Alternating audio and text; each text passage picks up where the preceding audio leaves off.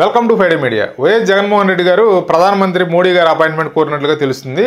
దీనికి కారణం ఏంటంటే రాష్ట్రంలో తీవ్ర పరిణామాలు పరిస్థితులు ఏర్పడ్డాయి. ఇక్కడ శాంతి భద్రతలు లోపించాయి.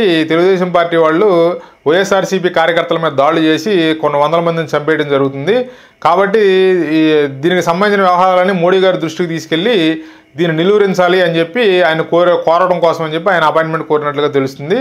మరి ఇక్కడ మనం చర్చించుకోవాల్సిన విషయం ఏంటంటే ప్రధానమంత్రి గారు ఈయనకు అపాయింట్మెంట్ ఇస్తారా లేదా? ప్రభుత్వం ఏర్పడి ఎంతో కాలం అవ్వలేదు, అప్పుడే ఈయన ఇక్కడ రాష్ట్రం అల్లకల్లోలం ఏర్పడిపోయింది, శాంతి భద్రత లోపించి అని చెప్పి ఈయన బయలుదేరుతున్నాడు.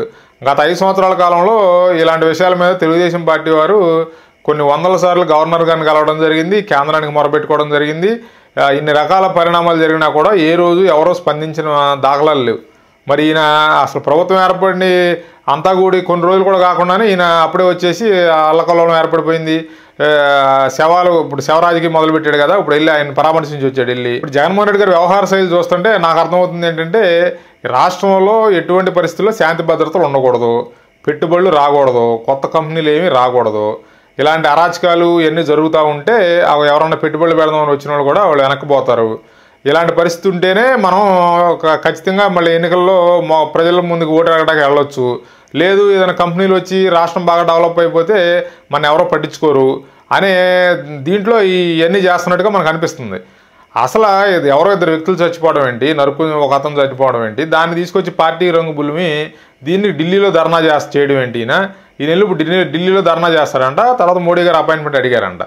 ఢిల్లీలో ధర్నా చేయడం ఏంటి? అసలు ఇవన్నీ చూస్తుంటే ఆంధ్ర రాష్ట్ర పరువుని సర్వనాశనం చేయడానికి ఈయన కంకణం కట్టుకున్నాడు కనపడుతుంది. కొత్తగా ఎవరన్నా కంపెనీ పెడదామో లేదా పెట్టుబడి పెడదామని వచ్చే వాళ్ళని ఈయన హెచ్చరించినట్లుగా, వాళ్ళని నువ్వు ఇక్కడ మీ స్టేట్లో అడుగు పెడితే మీ అందరూ కూడా ఇదే పరిస్థితి అనే వాళ్ళ హెచ్చరికలు జారీ చేసినట్టుగా మనకు అర్థం చేసుకోవాలి మనం ఈ పరిస్థితులన్నీ చూస్తుంటే. ఎవరో జగన్మోహన్ రెడ్డి గారు లేదా ఢిల్లీలో ధర్నా చేయడం ఏంటండి? ఎవరో ఇద్దరు వ్యక్తులు పాత కక్షలతో నరుక్కు చచ్చిపోతే దాన్ని తీసుకెళ్ళి పెద్ద ఇష్యూ చేసి దాన్ని ఢిల్లీలో ధర్నా చేస్తే రేపొద్దున పెట్టుబడి పెట్టేవాళ్ళు ఎవరన్నా వస్తారా?